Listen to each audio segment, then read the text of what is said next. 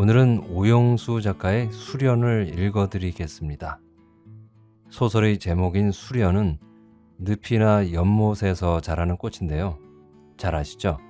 흰색 꽃도 있고 붉은 꽃도 있는, 낮엔 꽃이 열려 있다가 밤엔 꽃이 오므라들기 때문에 수련이라고 한다고 합니다.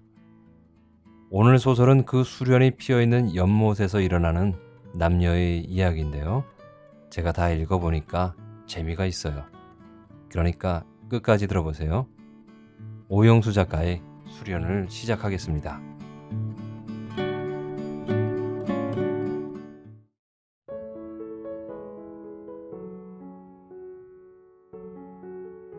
수련, 오영수.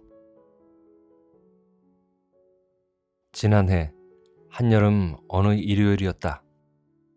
그날도 교문리 장자늪 낚시터가 흰조로 와서 비는 위켠 동쪽으로 반마장쯤 바로 동네 앞 뱀못으로 자리를 옮겨갔다.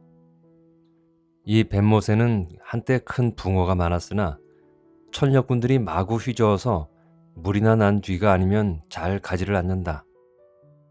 이날 뱀못에는 젊은 여인이 딱 한 사람 앉았을 뿐이었다. 여인은 주홍빛 반소매 블라우스에다 곤색 즈봉을 입고 차양이 넓은 밀짚 모자를 끈으로 턱에 걸었다.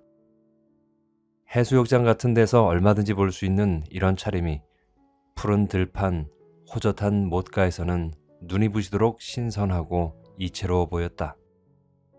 물속에 비친 그림자는 더욱 아름다웠다. 그보다는 낚시를 담근 조촐한 자세, 구태여 젊은 남성이 아니라도 낚시를 즐기는 사람이면 누구나 다소의 호기심에 끌리지 않을 수 없었다. B는 조용한 걸음으로 다가갔다. 보아하니 여인의 낚시 도구가 심심풀이로 해보는 임시변통이 아니고 연조가 얕지 않으면서도 적당히 손질이 간 고급품들이었다. 그뿐 아니라 낚싯대를 뻗고 찌를 세운 위치며 자세가 이미 틀이 잡혔다. B는 조용히 나옵니까? 여인은 비로소 얼굴을 돌리면서 어쩌다 한 마리씩 하는 여인의 수수하게 둥근 얼굴에 선글라스가 퍽 어울려 보인다. B는 옆에 도사리면서 실례 하고 그물주머니를 조금 들어본다. 5치가 한 마리, 4치, 3치가 너댓 마리. 일찍 나오셨소? 아니요. 여기는 자주 나오시나요? 봄부터 나오긴 했는데 큰 못이 붐비면 여기로 오곤 해요. 아, 그래요? 전 올 들어 여기는 처음인데 어때요? 가끔 7치도 나와요. 네, 아무튼 낚시 솜씨가 여간이 아니신데. 그러자 여인은 못해요 하고 수줍게 웃는다. B는 자, 그럼 전 저편으로 가겠습니다 하고 일어서자 여인은 몸을 앞으로 굽히고 길을 내주었다.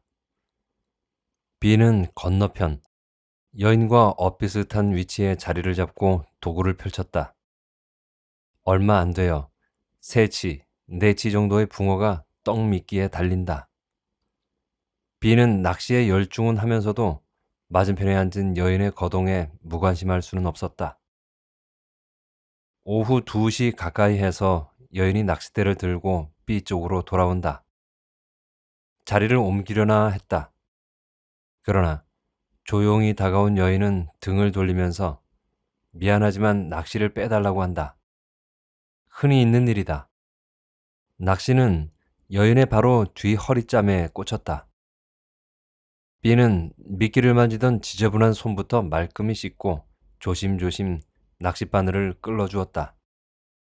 여인은 가볍게 고맙다는 인사를 하고 B의 고기를 들여다보면서 미끼가 뭐냐고 묻는다.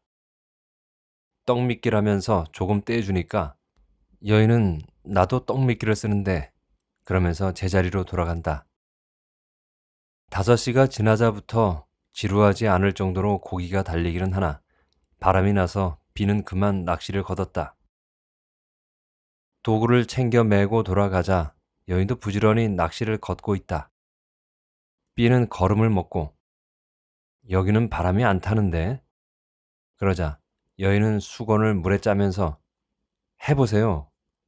아니, 가겠어요. 교문리로 나가세요?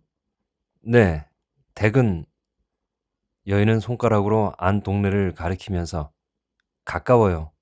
한다. 조금 더 하실걸. 뭐, 내일 또 나오죠. 그럼 가실까요? 여인은 제 아버지가 일본서 식당을 하면서 펑 낚시를 좋아했기 때문에 어릴 때부터 아버지를 따라 낚시를 다녔다고 한다.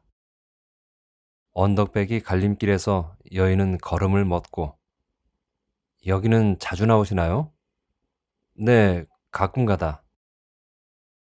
인젠 언제 또 오세요? 글쎄요. 형편만 되면 토요일쯤 와서 하룻밤 묵을까 하는데 그럼 제가 자리 잡아두죠. 꼭 나오세요. 그럼 안녕히. 여인은 옆길로 해서 밤나무 숲 사이로 비는 수수께끼 같은 그러나 먼지 흐뭇한 마음으로 교문리 버스 정거장으로 걸었다. 한 주일 동안 이 여인의 인상은 B의 눈앞을 떠나지 않았다. 낚시터에서 우연히 만난 여인의 인상은 호기심과 함께 마치 흡습지처럼 B의 마음을 빨아들였다. 지루하게 기다리는 한 주일이었다. 돌아온 토요일 오후 2시쯤 해서 B는 넉넉한 미끼랑 밑밥을 사가지고 허둥지둥 장자 늪으로 나왔다. 동네 앞 느티나무 할머니네 집에 둘러 저녁밥과 자일빵을 부탁해놓고 낚시터로 나왔다. 그 여인은 정말 약속대로 나왔을까? 장소에 대한 딴 약속은 없었으니까 위선 뱀못으로 가보기로 하고 논두길로 들어서자 이때 여인이 먼저 알아보고 모자를 흔들었다.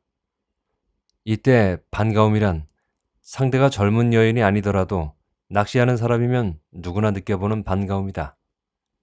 여인은 무척 반가워하는 눈치였다. 전날의 약속대로 자리를 잡아 수초를 말끔히 쳐내고 밑밥까지 주워 놓았다. B는 잡아둔 자리에 일단 도구를 내려놓고 이거 참 미안한데. 그리고는 여인의 그물주머니를 들어본다. 아침 10시쯤에 나왔다는데 20수가량, 그 중에는 6치, 5치도 두어 마리 있다. 뭐에 나옵니까? 큰 건 지렁이에 나와요. B는 여인의 몫으로 사온 미끼랑 밑밥을 꺼내주고 낚시를 펴면서 근데 수초를 어떻게 쳤나요? 풀베는 애를 좀 시켰어요. 이거 정말 미안한데. 10분, 20분. 그러나 고기가 통 나올 기미가 없다. 여인은 B에게로 연신 고개를 돌려보곤 한다. 모처럼 마련해준 자리에서 고기가 나오지 않는 것이 여인은 무척 안타까운 모양이었다. 그러나 B는 태연히 미끼를 갈아 달고 거푸 담배를 붙여문다. 여인은 기어이 안 와요? 오겠죠? 설마. 여인은 미끼를 달아 낚시를 던지려다 그만두고 B에게로 다가와서 저 자리에서 해봐요. 그러나 B는 천만에 난 이 자리가 좋아요. 고기가 나와야죠. 새로 친 자리인데 그리 빨리 나와요. B도 실상은 B 자신보다도 안타까워하는 여인을 위해 고기가 달려주었으면 했다. 그새 여인은 2치에 3치 정도로 두세 마리 올렸다. 고기를 달 때나 달린 고기를 처리하는 솜씨가 기특할 만큼 얌전하다. 깨끗한 낚시다. 근 1시간이나 지나서야 비로소 B의 낚시에도 모션이 온다. 수면에 1치 정도 세운 찌가 반쯤 내린다. B는 가볍게 손잡이를 주면서 확실한 찬스를 노린다. 특히 첫 번에 오는 고기를 미끼를 떼일 망정 서툴게 걸진 말아야 한다. 서툴게 걸어서 놓치면 딴 고기까지 놀래 달아나기 마련이기 때문이다. 내렸던 찌가 2번쯤 깜빡거리고 얌전하게 솟구친다. 1치, 1치 반. 가볍게 챈다. 맞췄다. 대를 통해 오는 감량을 보아 그리 크지는 않다. 조심히 다루어 올린다. 내치다. 서슬에 여인이 옆에 와 도사리면서 이제부터 오나 보지요? 글쎄요. 몇 시죠? 5시 5분 전이에요. 앞으로 2시간. 또 찍어 움직인다. 확실한 모션이다. 챈다. 역시 네치 정도다. 해가 뉘엿이 넘어가고부터는 수면이 거울같이 고요하다. 제법 입질이 잦다.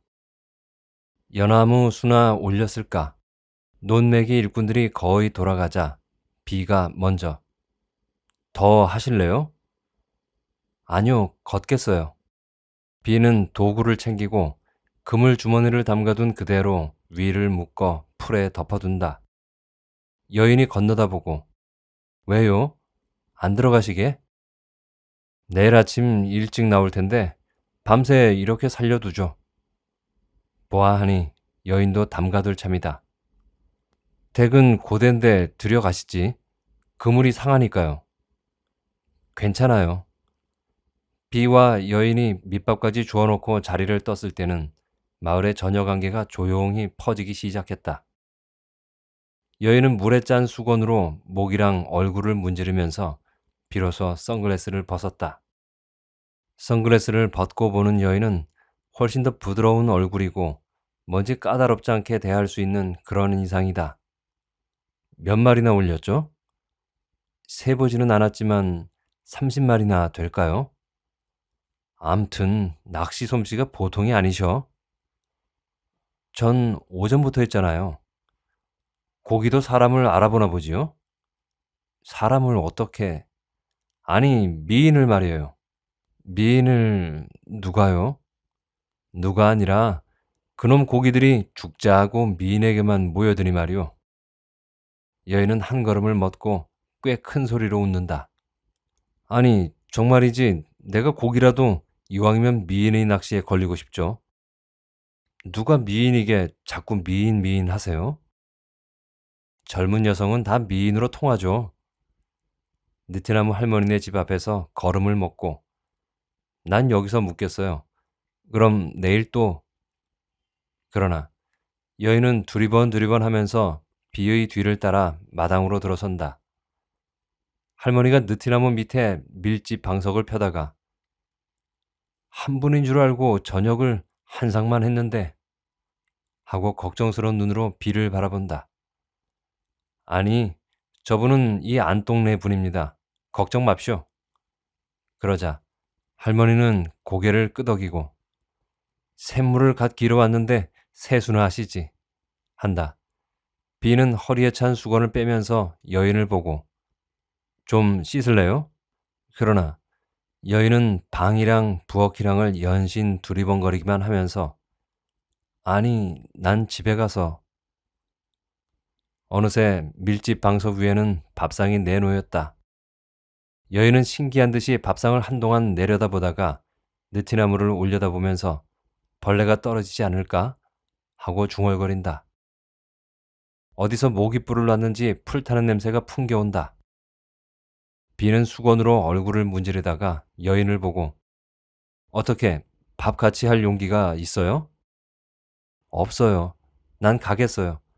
그럼 내일 또...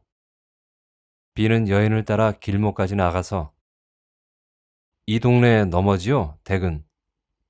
네, 고대예요. 자, 그럼... 근데 선생님 바람 쐬러 안 오시겠어요? 어딜요? 이 언덕길 위로요. 비는 약간 망설이면서 바람 쐬는 것도 좋지만 하고 차림과 장화를 가리키고 웃으니까 어때요? 밤인데 참 시원해요. 나오세요. 그럼 나가죠. 여인이 어스름 속으로 빨려가듯 사라진 언덕길에는 밭꽃이 별나게 희었다. 비는 벗고 신고 하기가 귀찮아서 고무정화를 신은 채 옆으로 앉아 저녁을 먹는다. 할머니가 화로에 쏘시개로 연기를 피다가 시골 차니 그렇소 한다. 비는 뭐 별 수 있어. 이럼 됐지. 하긴 했으나 실상은 찬이 맞잖아. 시장은 하면서 밥도 별로 당기지 않았다. 상을 물려내고 담배를 붙여 벌렁 자빠져서 두 다리를 쭉 뻗어본다. 적당한 피로가 되려 어떤 쾌감을 준다. 느티나무에서 이름 모를 밤벌레가 지지이 울다간 멎고 또 울곤 한다. 가볼까? 성냥을 그어 시계를 본다. 아직 1시간도 채 못 됐다. 좀 더 있다가 가기로 하고 눈을 감는다. 졸린다. 자서는 안 된다고 마음속으로 다짐하면서도 눈시울이 무겁고 머릿속이 아리송해온다. 귓가에서 모기 소리가 앵한다. 때려야 한다고 생각은 하면서도 손이 올라가지 않는다. 손님, 방에 드시지. 모기가 뜯지 않소. 하는 소리에 B는 깜짝 놀라 눈을 뜨고 상반신을 일으킨다. 할머니가 낡은 부채를 들고 곁에 서 있다. B는 저 바람을 좀 쐬고 오겠소. 그리고는 골목으로 나와 언덕길로 올라갔다. 밋밋한 등마루 황토길목에는 여인이 연함은 살 나베는 사내아이의 손목을 잡고 서 있다. 여인은 밤이라 색깔은 잘 모르겠으나 희게 보이는 원피스에 샌들을 끌고 부채를 들었다. 키가 더 커 보인다. 일찍 나오셨소? 아니요, 조금 전. 여기는 정말 시원한데요? 그래도 오늘 저녁에는 바람이 별로 없군요. 비가 잔디 위로 궁둥이를 내리자 여인은 한동안 망설이다가 아이에게 신문지를 2장 내오라고 한다. 댁이 어디냐니까 숲속으로 빤하게 보이는 불을 가리키면서 저 집이라고 한다. 여기가 바로 본댁인가요? 아니요. 글쎄 그런 것 같아요. 어째서요? 전 2, 3년 전부터 여길 다니는데 그래서요? 한 번도 본 적이 없고 또 이런 시골에서 낚시를 하는 젊은 여성이 있을 턱도 없겠고 아이가 신문지를 가지고 왔다. 여인은 한 장을 B에게로 건넨다.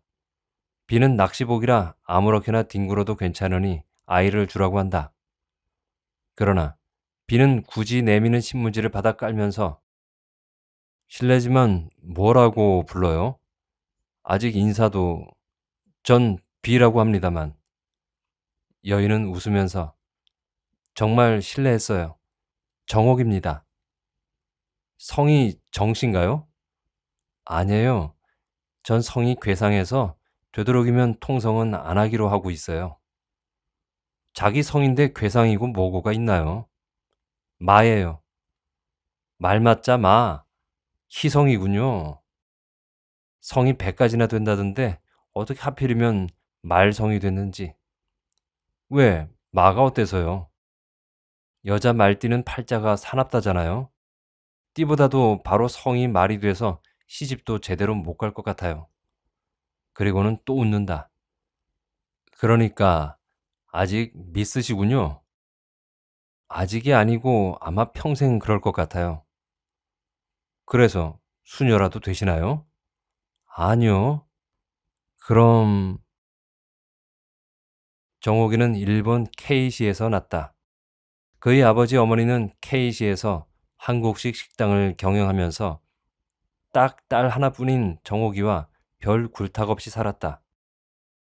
그의 아버지가 무엇보다도 낚시를 좋아했다. 그런 그의 아버지는 정옥이를 어릴 적부터 낚시터로 데리고 다녔다. 그러나 그의 어머니는 어린 딸을 물가에 데리고 다니는 그의 아버지가 못마땅해서 늘 말싸움을 했다. 그러나 정옥이는 어머니보다 이런 아버지가 더 좋았다. 어릴 때 그의 아버지의 넓고 든든한 등에 업혀 개울이나 진탕을 건널 때가 가장 즐거웠고 그럴 때 그의 아버지가 정옥이 여기 빠뜨릴까? 하면 정옥이는 그의 아버지의 굵직한 목을 감아 안고 궁둥이를 들까불었다. 그러니까 정옥이가 아직 낚싯대를 채 가누지도 못할 때부터 그의 아버지와 나란히 앉아서 낚시를 담갔다. 여학교 1학년 때 시골로 소개를 갔다가 일본의 패전과 함께 거의 알몸으로 환국을 했다. 고향인 대구서 2해 동안 별 하는 일도 없이 친척들에게 신세만 지다가 그의 아버지는 결국 식당 경영이라도 해볼 양으로 서울로 올라갔다. 그의 아버지가 서울로 올라간 지 한 달이 채 못 돼서 벌어진 6.25와 함께 그의 아버지도 소식이 없었다. 모녀는 매일같이 역에 나가 피란 열차를 기다리고 찾았으나 그의 아버지는 종래 오지 않았다. 수복과 함께 어머니는 아버지를 찾아 서울로 올라갔다가 일사후퇴와 함께 어머니만 돌아왔다. 환도를 기다려 모녀는 아버지를 찾아 서울로 올라왔다. 막연할 뿐이었다. 하다못해 그의 어머니는 역전 뒷골목에서 일본식 국수 장사를 시작했다. 한창 모여드는 판이라 장사가 그대로 되었다. 계집아이 하나를 데리고 정옥이가 가게를 맡고 그의 어머니가 부엌에서 국수를 말았다. 값도 싸고 맛도 좋다고 해서 단골도 늘어갔다. 그럭저럭 너대 딸 하는 동안에 미천도 좀 잡혔다. 그럴수록 아버지 소식은 더 궁금했다. 거리를 다닐 때면 사람들 틈에서 아버지를 찾아 살피노라고 눈꼬리가 따가웠다. 늦게 자리에 든 어머니도 말똥한 눈으로 천장을 바라보고 한숨을 쉬는 것이 버릇이 되었다. 이러던 어느 날 김씨가 찾아왔다. 김씨는 일본서 그의 아버지가 부르던 숙수다. 무척 반가웠다. 김씨의 말은 정옥인의 소식을 알려고 부산서, 대구로 3차례나 오르내렸다는 것이다. 김씨는 마치 자기 집에나 온 것처럼 좋아 날뛰면서 어머니를 돕고 가게를 손질도 하고 했다. 사흘을 묵는 동안 김씨와 어머니는 여러 번 의논을 한 끝에 좀 더 반반한 가게를 얻어 국수뿐 아니라 화식까지 하기로 작정을 했다. 어머니도 무척 생각한 나머지였다. 어머니로서는 첫째, 정옥이 공부 문제도 있고 또 변변치 못한 장사라지만 산에 손 없이 꾸려가기가 무척 힘도 들었다. 더구나 식당을 하게 되면 아무래도 숙수는 두어야 했고 그렇고 보면 전부터 부리던 사람이고 또 김씨 자신의 처지도 퍽 딱한 형편이었다. 다시 가게를 옮겼다. 좀 더 넓고 큰 길 쪽으로 내민 허술한 2층이었다. 그때만 해도 가게를 얻는 것쯤 그저 줍기나 마찬가지였다. 김씨는 목수와 함께 부지런히 가게를 꾸몄다. 일주일 뒤에는 간단한 외식 식당을 차리고 손을 맞았다. 나날이 환도해오는 사람들로 해서 역전에는 언제나 사람과 짐 사태였다. 식당도 바빴다.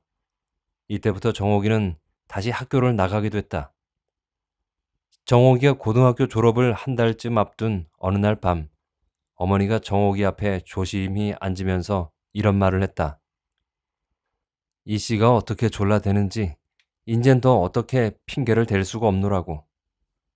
이 씨란 2해 전부터 정옥이에게 눈독을 들이면서 사흘들이 드나드는 관내 세무서 직원이다. 나이는 32이고 6.25 때 그의 아내를 잃은 독신이라고 한다. 이 씨는 나이에 비해 월등 성숙한 정옥이를 두고 작년부터 약혼을 졸라왔다. 약혼을 해주면 정옥이가 졸업할 때까지의 학비 일체를 자기가 대겠다는 것이었다.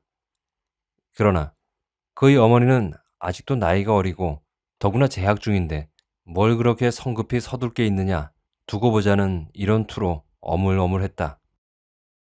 이 두고 보자는 애매한 투도 한두 번 말이지 1년이 지나고 정옥이가 졸업이 다 된 지금에 와서도 그대로 어물댈 수만 없는 처지에 놓였다. 그의 어머니는 이 씨가 거의 강요하다시피 졸라대고 시골에 처자식 눈깔이 멀뚱멀뚱해 있다는 소문을 듣고 있으면서 딱 잘라버리지 못하는 데에는 그럴 까닭이 없지도 않았다.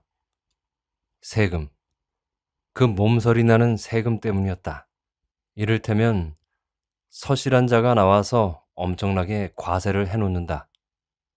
이것은 어쩌면 서로 짜고 나는지도 알 수 없었다.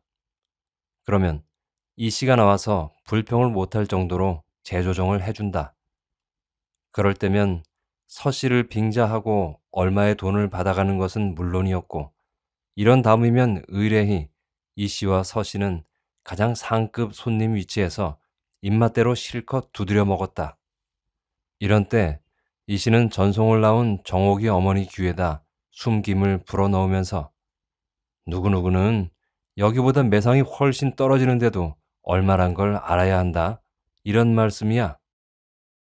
그러면 정옥이 어머니는 네, 왜 모르겠어요. 모든 게 이주사의 각별한 호인 줄. 그러니까 정옥이 학비조라고 생각하란 말씀이야. 알겠소? 그리고는 어깨를 두드려온 그의 어머니다. 그의 어머니는 한숨을 쉬면서 얘야, 어떡하면 좋으냐? 정옥이로서는 대꾸조차 하기 싫었다. 그럼 어머니 생각은 어떠세요? 글쎄, 장사를 그만두는 한이 있더라도 차마. 그리고는 말끝을 흐리자. 그럼 나에게 물어볼 필요도 없잖아요. 이렇게 발끈 내쏘고는 책상 위에 머리를 박고 어깨를 들먹였다. 마지못해 하면서도 그러나 아무런 수식도 없이 도란도란 여기까지 이야기를 하고 난 정옥이는 오늘 밤에는 별나게 반딧불이 나네요 하고 가볍게 부채를 젓는다. 시골 여름밤답군요. 근데 저 반디의 생리도 참 재미있죠. 낮에는 쇠똥밭에서 지글지글 열을 앓다가 밤만 되면 저렇게 불을 달고 제 짝을 찾는다지요. 그렇다더군요. 안타까워라. 그래서요. 이 얘기 마저 하세요. 늦었어요. 내일 아침 일찍 나가셔야 할 텐데 주무셔야죠. 괜찮아요. 얘기하세요. 뭐 시시한 얘기. 아니 재미있다면 실례지만 이렇게 반딧불을 바라보면서 얘기를 듣고 있으니까 참 즐겁군요. 고맙습니다. 근데 어째서 생소하다시피 한 선생님에게 아직 누구에게도 못한 제 신상 얘기를 했을까? 저도 모르겠어요. 그럴 기회가 없었겠죠. 그보다 이런 시골에 나와 있으니까 제일 답답한 게 말동무가 없는 거예요. 그래서 아마 말동무가 되는지 어떤지는 모르겠으나 그렇다 치고 얘기나 더 하세요. 아니, 정말 늦었어요. 기회 있으면 또 하죠. 그럴 기회를 또 만들어 주시겠어요? 전 선생님만 좋으시다면. 그러죠. 근데 여기는 쭉 계시나요? 당분간 있을 거예요. 자, 그럼 비가 일어서자 정옥이는 웃으면서 이보세요.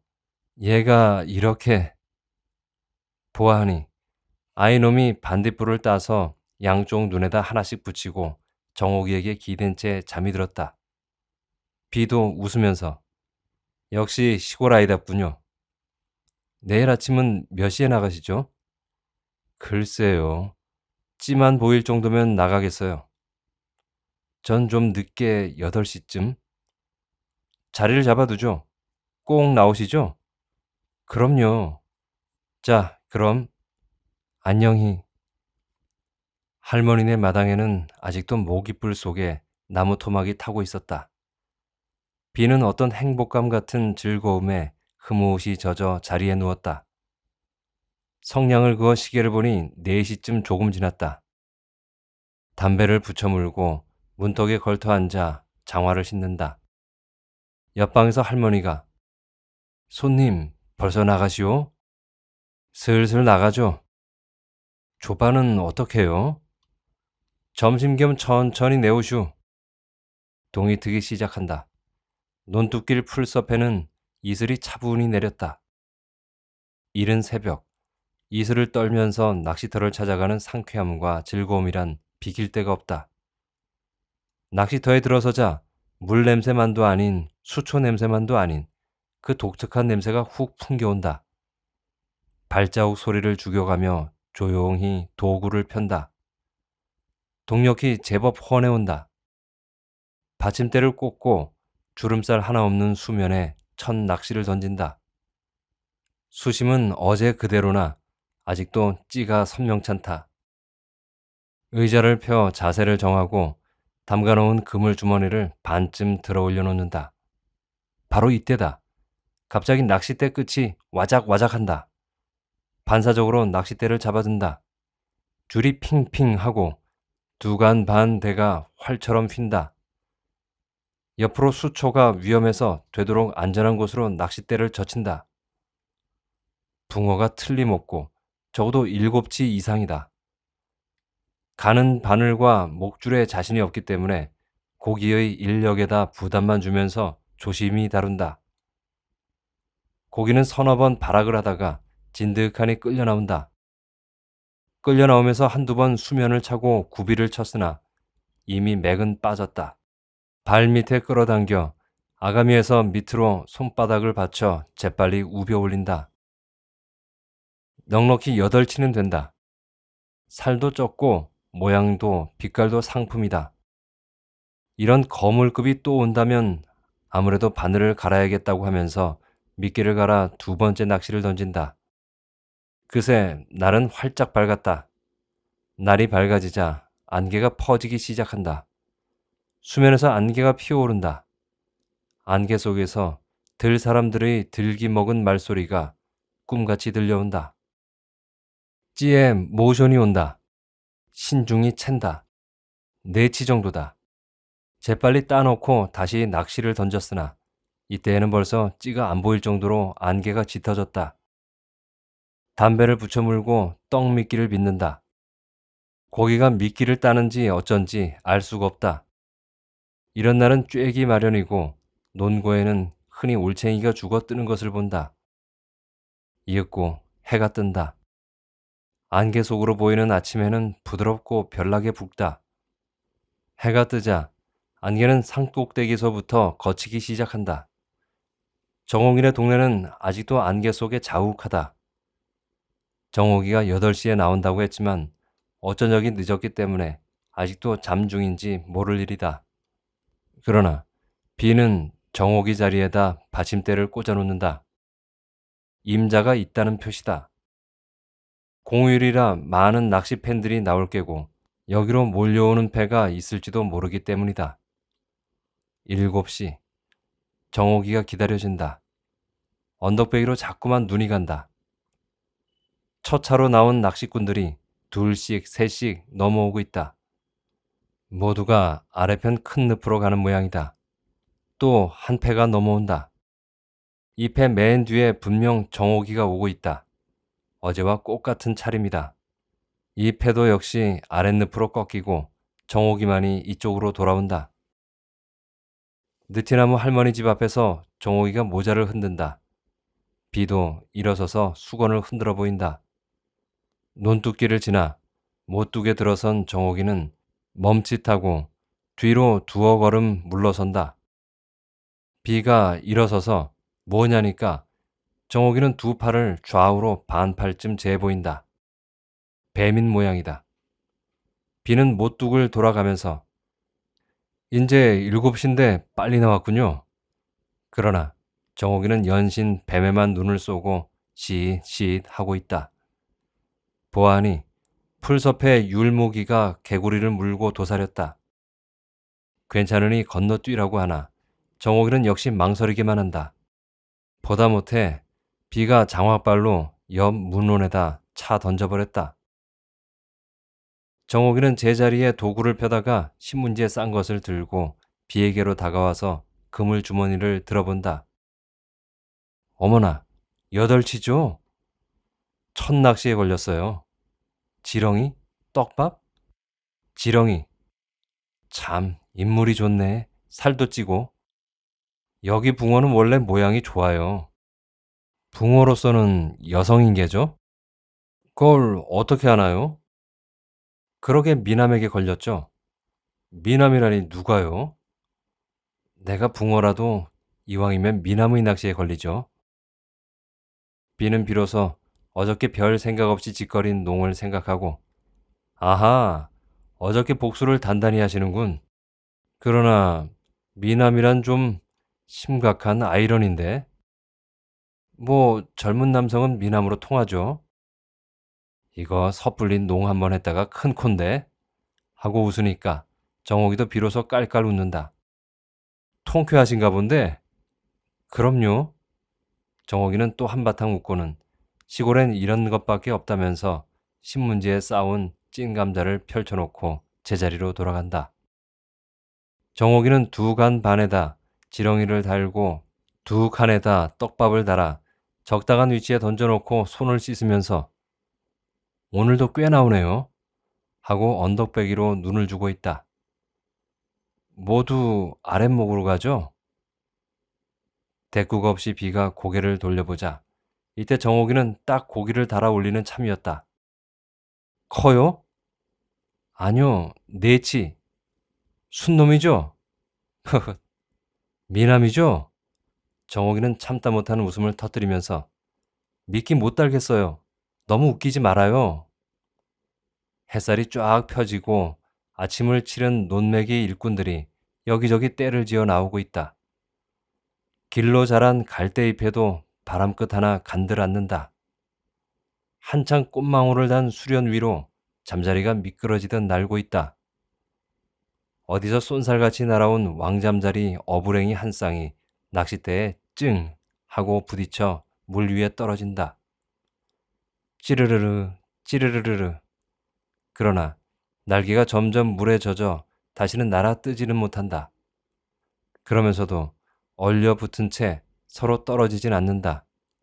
죽어도 같이 죽자는 모양이다. 지독한 놈들이다. 낚싯대 끝으로 건져줄까 하는데 난데없이 뻑 하는 소리와 함께 가물치란 놈이 잠자리 한 쌍을 냉큼 삼켜버린다. 두 서너 겹 파문이 퍼지고 수면은 다시 조는 듯 고요하다.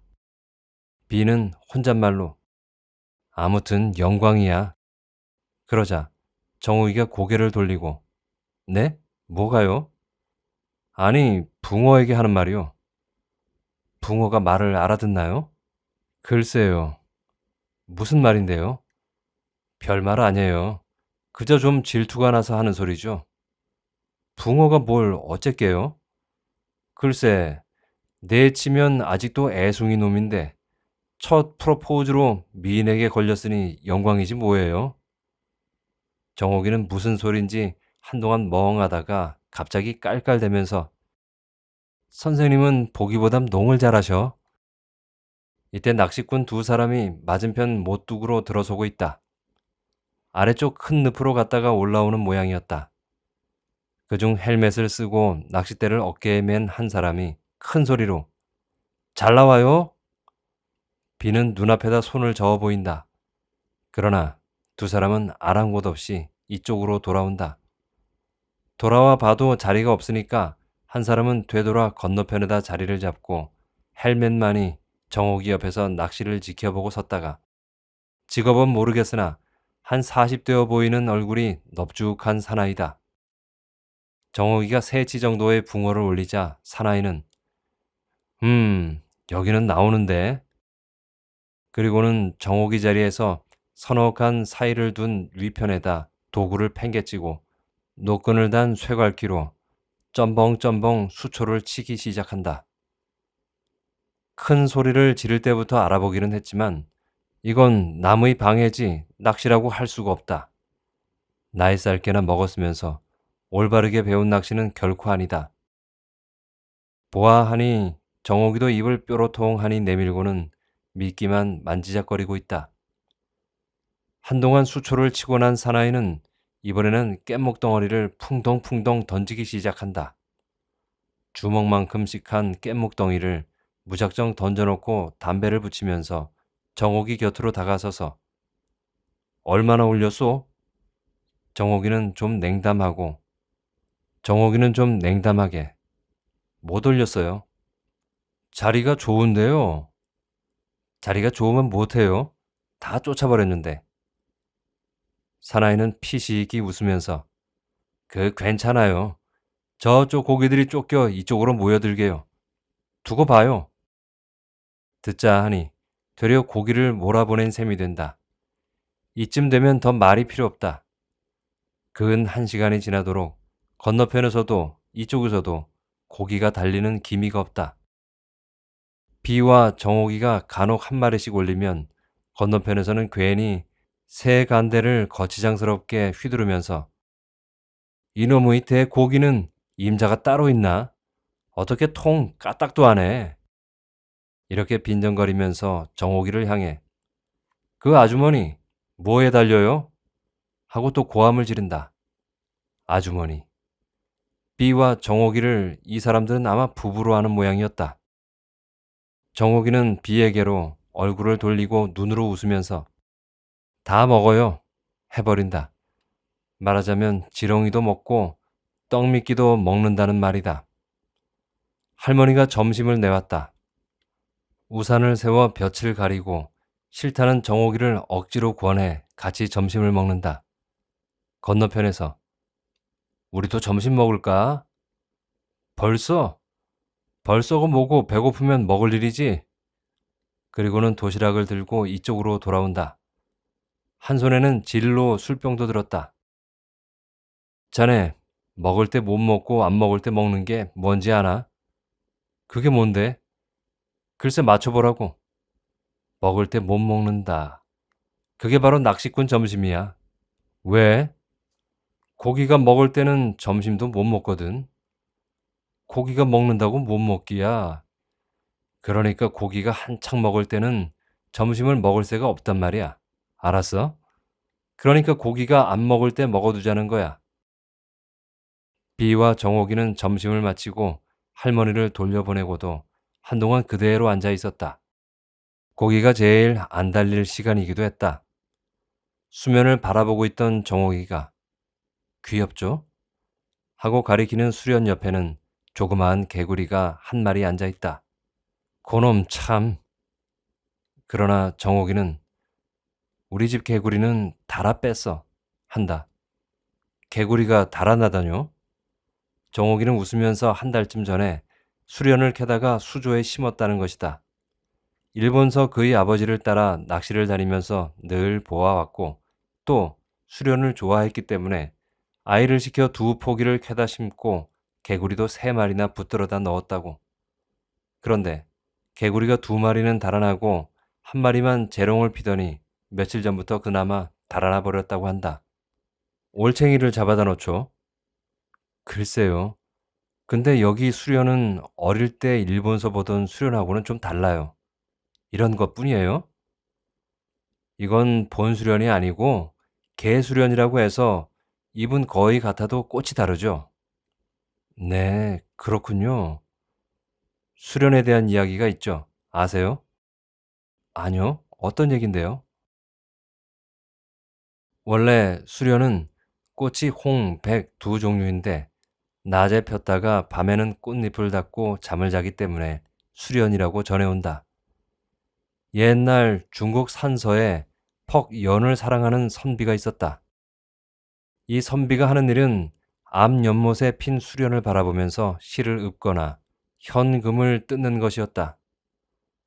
어느 날 낮 꿈에 한 수련꽃 속에서 그림 같은 소년이 고개를 내밀고 좀 떨어져 있는 붉은 꽃에다 대고 손짓, 눈짓을 하고는 숨어버렸다. 다음 날 붉은 꽃 속에서 역시 그림 같은 소녀가 얼굴을 내밀고 방긋이 웃으면서 전날의 흰 꽃에다 대고 손짓을 하고는 숨어버렸다. 참 이상했다. 선비가 잠을 깨어보니 수면에는 잠자리만 한가로이 날고 있을 뿐이었다. 다음 날에도 선비는 애써 꿈을 꾸었다. 두 소년 소녀가 나타나 손을 잡고 물 위를 미끄러지듯 춤을 추었다. 선비는 그 춤이 하도 아름다워서 현금을 뜯었다. 소년 소녀도 더욱 흥겹게 춤을 추고 선비는 정신없이 현금을 뜯기만 했다.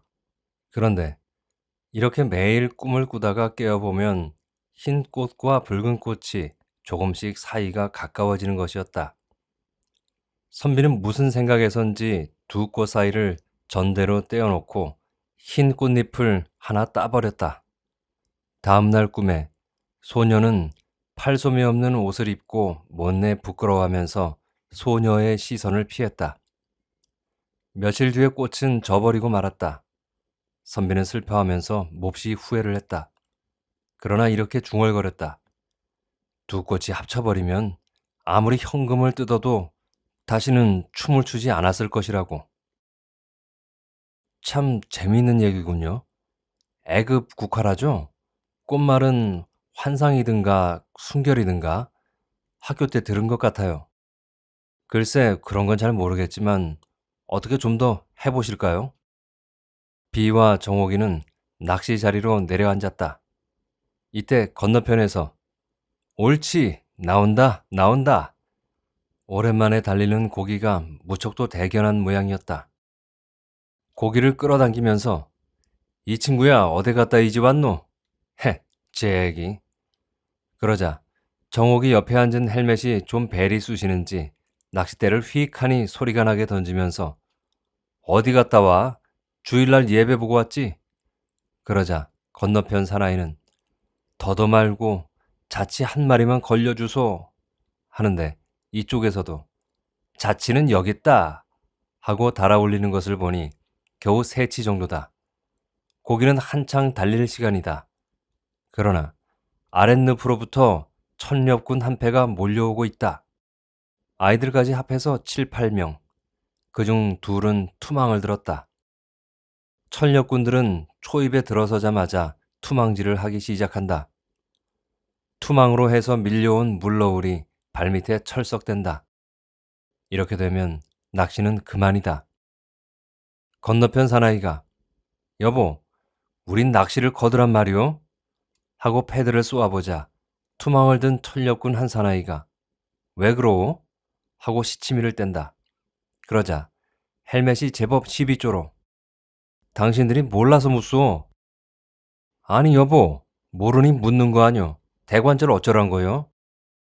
당신들이 나무의 낚시 방해를 왔소? 철렵을 왔소?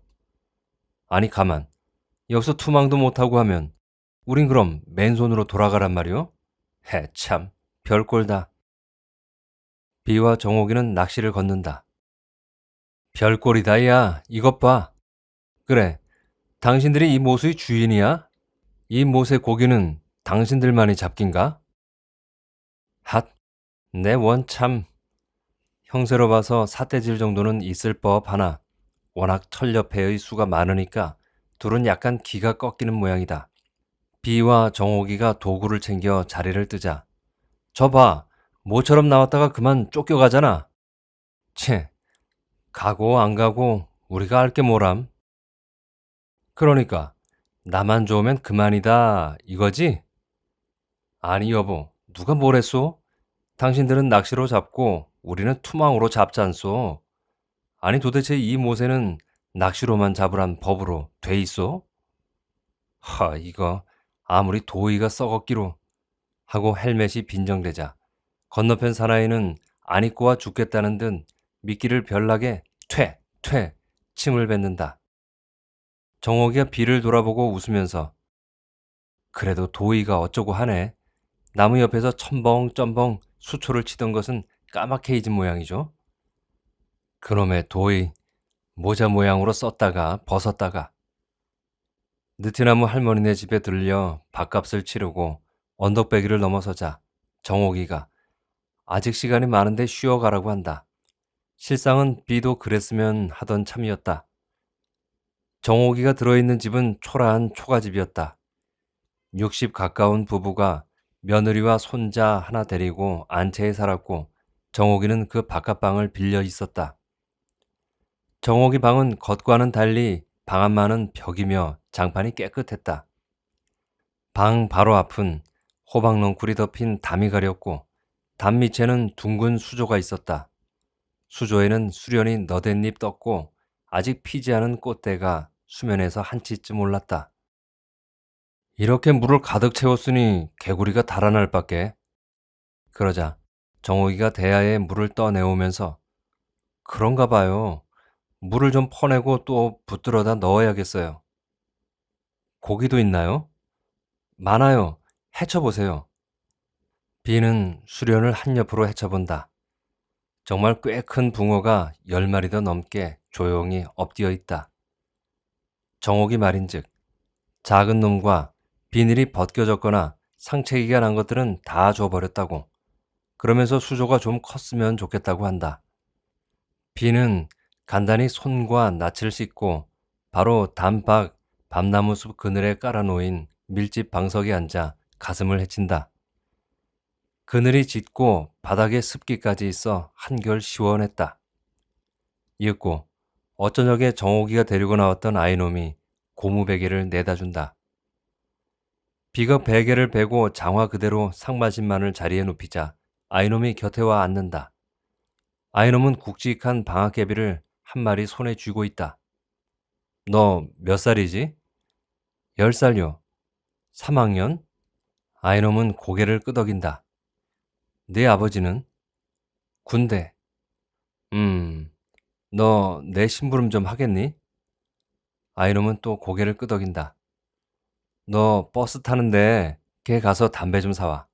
이건 너 사탕 사 먹고. 아이놈은 돈을 받으면서 주고 있던 방앗개비를 내민다. 응, 그래, 그래. 이건 내가 맡아 있을게. 빨리 갔다 와. 비는 방앗개비 뒷다리를 모아주고 새삼스레 바라본다. 그럼 아무리 뜯어봐도 선량하게만 보인다. 미워할 수 없는 상판댁이다. 끄덕끄덕 방아를 찢는 것이 채통에 어울리지 않게 우습기도 했다.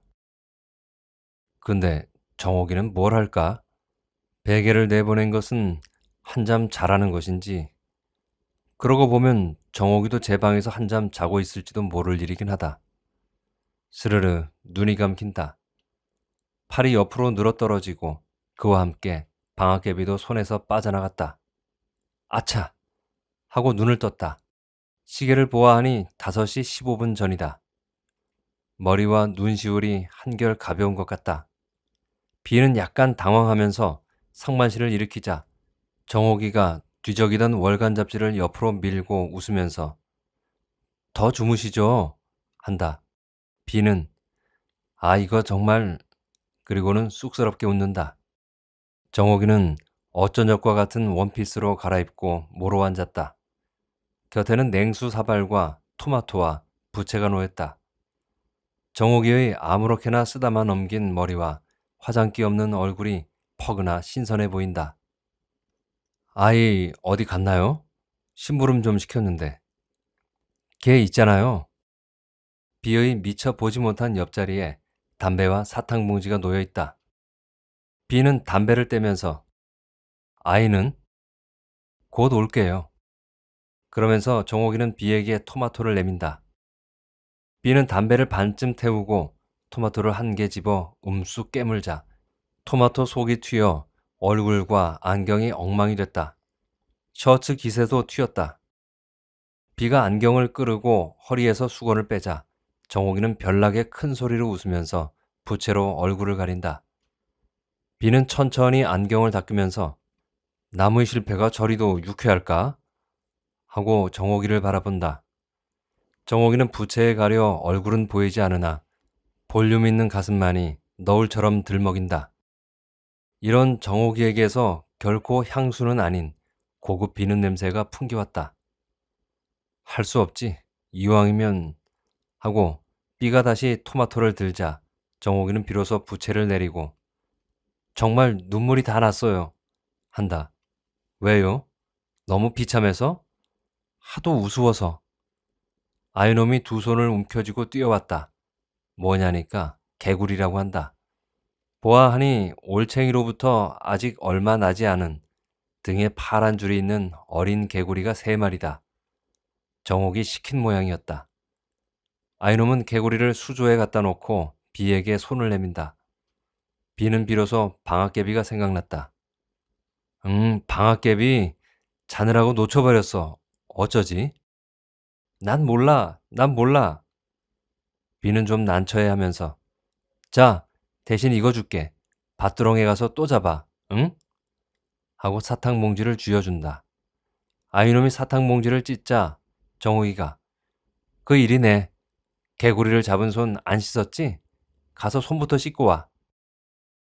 정옥이는 아이놈이 고분고분 사탕 봉지를 정옥이 옆에다 놓고 안으로 들어가는 뒷골을 바라보다가 쟤라도 없으면 어쩔까 싶어요. 하는 정옥이 얼굴에 옅은 그늘이 순간 지나간다. 아, 이젠 가봐야지. 잘 쉬었습니다. 유쾌했습니다. B가 일어서자 정옥이는 차표는 늦게까지 있는데 더 놀다 가라고 한다. 그러나 B는 고맙습니다. 또 오죠. 언제 또 오세요? 글쎄요. 별 지장만 없으면 토요일 날 나오죠. 이때 정옥이가 좀 더 잡기만 한다면 B는 그대로 또 앉아버렸을지도 몰랐다. 정옥이는 버스 정거장 중간까지 따라오면서 토요일 꼭 나오시죠? 네. 그럼 안녕. B는 얼마쯤 걷다가 돌아보니 정옥이는 길가 논둑에 도사리고 앉아 벼포기를 헤치고 있다. 무슨 벌레라도 찾는 모양이었다. 이런 정옥이를 멀찌감치서 바라보는 B는 왠지 눈시울이 뜨끈해진다. 아무런 까닭도 없다. 그렇게 밝고 굴탁 없는 정옥이. 이건 설명할 수 없는 B의 순간적 감정이었다. 이래서 B는 마정옥을 알게 되었고 정옥이와 알고부터는 한여름 동안 줄곧 장자늪으로만 나갔다. 의일에 토요일 날 나가서 일요일 저녁 늦게야 돌아오곤 했다. 어느 날 밤인가는 원두막에 앉아 광나루 쪽으로 통금 사이렌이 아련히 들려올 때까지 이야기를 했다. 정옥이가 대학에 들어간 것은 공부도 공부지만 이 씨의 성화에 구실을 만들기 위한 것도 있었다. 그러나 정옥이가 B대학 교육과 3학년 되던 봄, 어느 날 밤, 요리사 김씨가 정옥이 방에 뛰어들었다. 그때 정옥이는 촉수가 낮은 파란불을 켜놓고 어슴풀에 잠이 들었는데 어떤 중압감과 함께 술 냄새가 확 끼쳤다. 엉겁결에 이불을 감싸고 몸을 도사리기는 했으나 숨이 꽉 막혀 뭐라고 고함을 질렀는지 어쨌는지 어머니와 김씨의 말다툼 소리를 듣고서야 비로소 정신을 차렸다. 건넌방에서 어머니의 가느다란 그러나 절박한 말소리 사이사이 김씨의 정옥이가 공부를 하게 된 것도 다 내 덕이야. 이만큼이라도 자리를 잡은 것도 다 내 때문이야. 그래 나는 남 좋은 일만 하러 다니는 놈인가? 목숨을 걸고라도 정옥이는 내 것으로 만들고야 말 테니까. 이씨, 흥, 이 자식 한 번만 더 지분대봐라. 그대로 두지는 않을 테니까. 정옥이는 와들와들 떨기만 했다. 이런 일이 있고 난 다음 날부터 정옥이는 알아눕고 말았다. 진찰을 해봤으나 어떤 쇼크에서 온 한때 현상이지 별탈은 없다고 했다. 그러나 정옥이는 입원을 하겠다고 했다. 집이 싫었다. 그의 어머니도 그러라고 했다.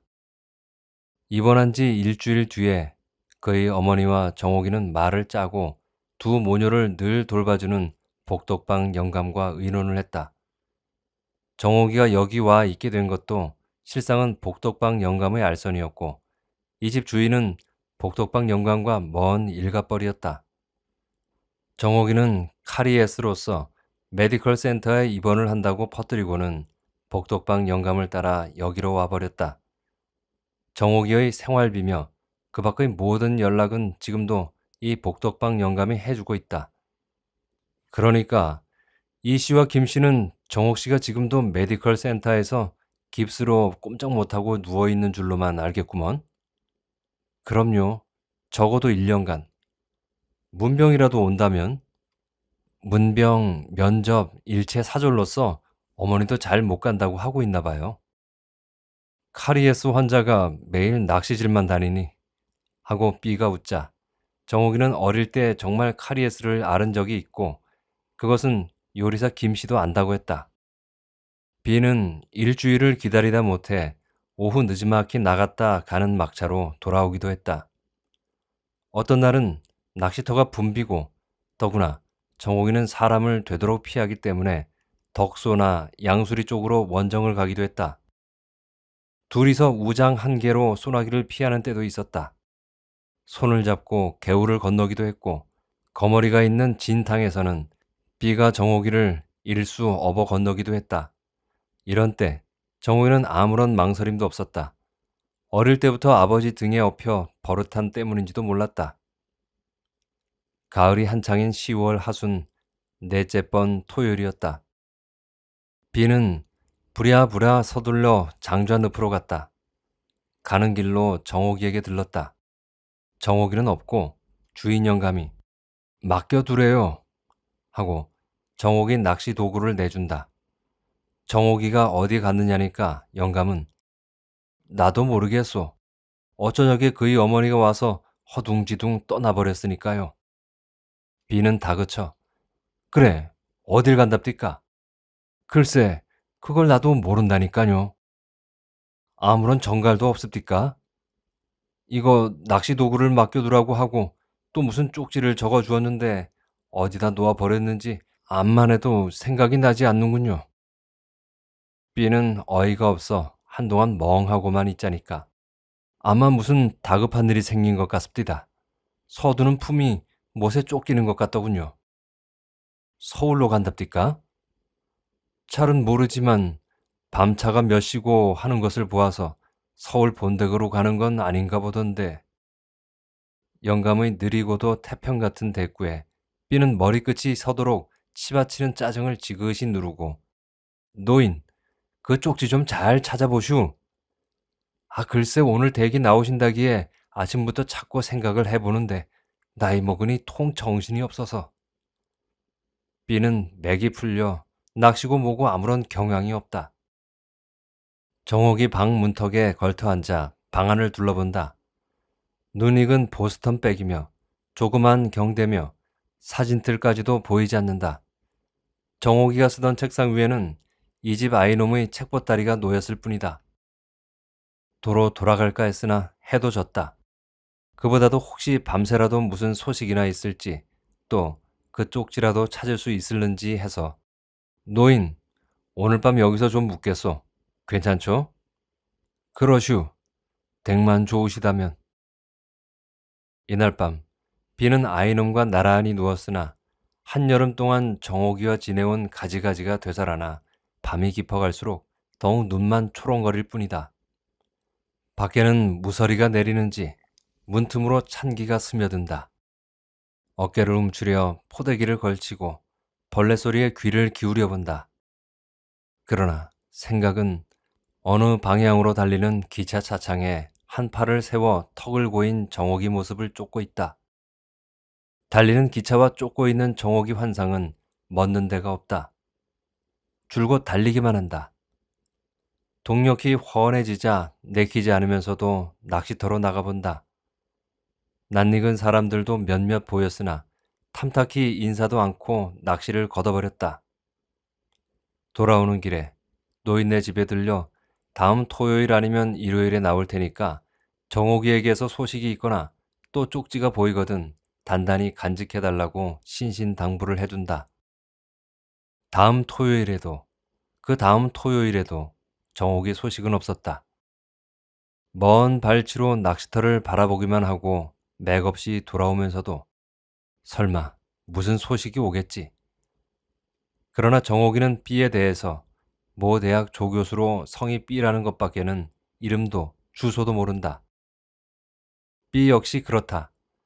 마정옥이의 과거와 현재의 처지와 시내 모처에서 화식 식당을 한다는 그의 어머니밖에는 아는 바가 없다. 묻고 알리고 할 필요가 없었기도 했지만 지금 와서 생각하면 머리를 조아리고 싶도록 후회가 된다. 등한했기 이를 데가 없다. 정옥이가 굳이 소식을 알리려면 필경 이 노인 집밖에 없다. 그러나 정옥이가 이 노인네 집 주소를 알고나 있는지 없는지 그마저 미심쩍다. 비는 번번이 헛걸음만 하면서도 입동이 지나도록 장자늪 낚시터로 나다녔다. 정옥이가 돌아와서 비를 찾을 곳은 결국 이 장자늪 낚시터밖에 딴 곳은 없기 때문이었다. 낚시터에 얼음이 얼자 비는 비로소 정옥이 낚시 도구를 기름걸레로 말끔히 닦고 손질해서 벽장 속에다 둘 나란히 걸어둔다. 겨울방학까지 꼭 마쳐야 할 논문도 팽개쳐버렸다. 정옥의 소식을 알기 전에는 모든 것이 귀찮았고 의미가 없었다. 눈만 초롱초롱할 뿐 눈에 뜨이게 쓰리 몸도 수척해갔다. 다음 해 경칩을 지난 첫 공일 비는 정옥이 낚시 도구를 가지고 가슴을 울렁이면서 장자 늪으로 나갔다. 노인네 집에 들렀다. 노인은 볕살이 두터운 축담에서 해바라기를 하다가 비를 보고 반색을 하면서도 정옥이에 대해서는 고개를 가로저을 뿐이었다. 비는 뱀못 낚시터 정옥이와 앉았던 바로 그 자리에 앉아 해를 보내고 돌아오기를 주일마다 되풀이했다. 보리가 익고 모내기가 한창이자 수련이 돋아났다. 참외가 날 무렵 수련은 꽃을 피웠다. 비는 낚시를 던져놓고 수련을 바라보노라면 꽃잎이 하늘하늘 흔들리고 흔들리는 꽃 속에서 정옥이가 웃으면서 소로옷이 얼굴을 내민다. 비는 정옥이의 이 환상을 놓치지 않으려고 무진 애를 쓴다. 그러나 한 번이라도 눈만 깜짝이기만 하면 정옥이는 간데없고 꽃만 말뚱이 남는다.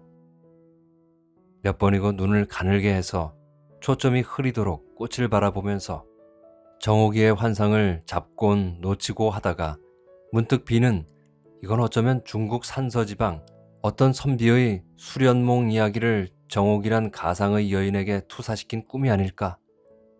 지난 여름부터 지금까지 줄곧 꿈의 연속이 아닐까? 그러나 비는 고개를 설레설레 흔든다. 꿈일 수가 없다. 꿈이어서는 안 된다. 정옥이는 오고야 만다. 오지 않고는 안 될 정옥이다. 정옥이가 돌아오면 정옥이가 만날 곳은 여기밖에 없다.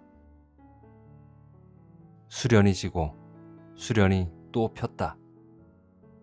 이 해도 비는 정옥이를 기다리면서 여기 장자늪 뱀못 낚시터 이 자리를 지키고 있다.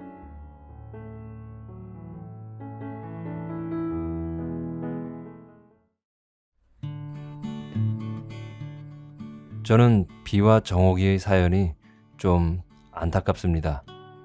이건 옛날이나 지금이나 남녀가 만났을 때 가장 중요한 요소라고 저는 생각하는데요. 바로 두 사람 사이엔 티키타카가 있었기 때문에 더 안타까운 것이라고 생각해요.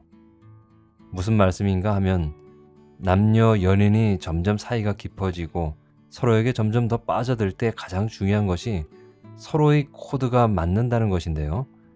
한쪽에서 이 말을 하면 다른 한쪽에선 저 말을 하고 해서 서로 이야기를 주고받을 수가 있는 코드. 달리 말하면 취미도 비슷하고 생각하는 이상이 비슷한 사람들끼리 만났을 때 정말 그야말로 천생연분이라고 할 수 있는 것입니다. 그런 사람들은 서로 보고만 있어도 즐거울 거예요. 비와 정옥이 바로 그런 사람들이었습니다. 만나고 있을 땐 그들도 몰랐죠. 그런데 두 사람의 행동과 말하는 것들을 가만히 생각해 보시면 단반의 눈치를 채실 수 있을 것 같은데요. 그렇죠? 그런 짝을 이유도 모르고 기약도 없이 잃어버렸으니 비는 정말 허탈하고 세상을 잃어버린 기분일 것입니다. 저도 그 느낌 좀 알 것도 같은데요. 어쨌거나 오영수 작가는 이 작품의 끝을 완전하게 닫아두지는 않았습니다. 두 사람이 만나게 될지 아닐지는 여러분의 상상에 맡기겠다는 의미인데 여러분은 어떻게 생각하세요? 만나서 행복한 결혼을 하는 게 나을까요? 아니면 그냥 아름다운 추억으로 묻어두는 편이 나을까요? 저라면 저는 만나야 한다는 쪽에 무게를 두고 싶습니다. 여러분의 의견을 댓글로 남겨주세요. 즐거운 시간이셨죠? 끝까지 들어주셔서 감사합니다. 다음 시간에 여러분들과 좋은 작품으로 또 만날 것을 기대하면서 지금까지 오영수 작가의 수련을 읽어드렸습니다. 다음에 뵐 때까지 건강하시고 행복하세요.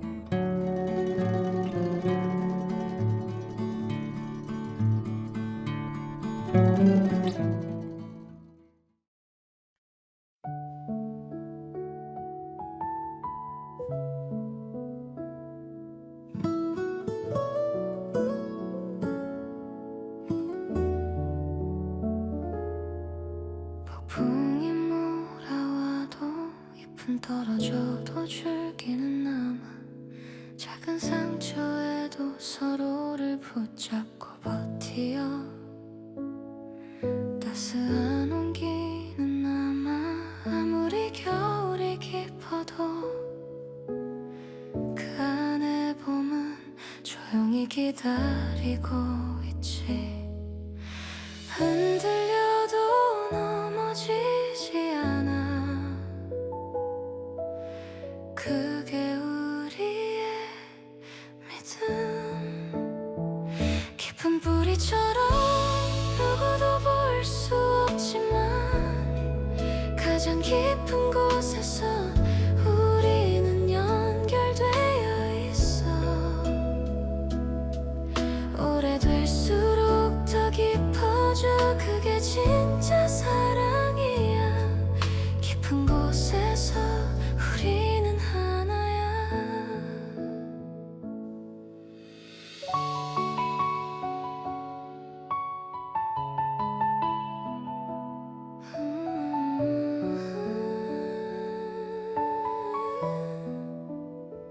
작은 불꽃 하나가 조용히 타오르고 바람이 불어와도 꺼지지 않는 불빛. 넘어져도 다시 일어나고 서로를 찾아가는 것. 그게 우리가 아는 진짜 이야기야. 흔들려도 넘어지지 않아. 그게 우리 이야기. 깊은 뿌리처럼 누구도 볼 수 없지만 가장 깊은 곳에서 우리는 연결되어 있어. 오래될수록 더 깊어져. 그게 진짜 사랑이야. 깊은 곳에서 우리는 하나야. 아무리 시간이 지나도 달라지지 않아. 강물이 바다로 흘러가듯 우리도 그렇게 흘러가지만 끝에서 만나는 것은 항상 그대야.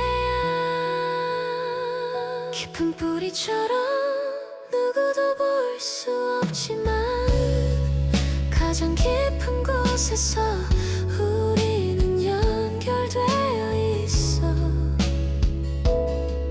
100년 후에도 우리는 하나야. 깊은 곳에서 우리는 하나야. 강이 바다를 만나듯 그대와 나는 항상 여기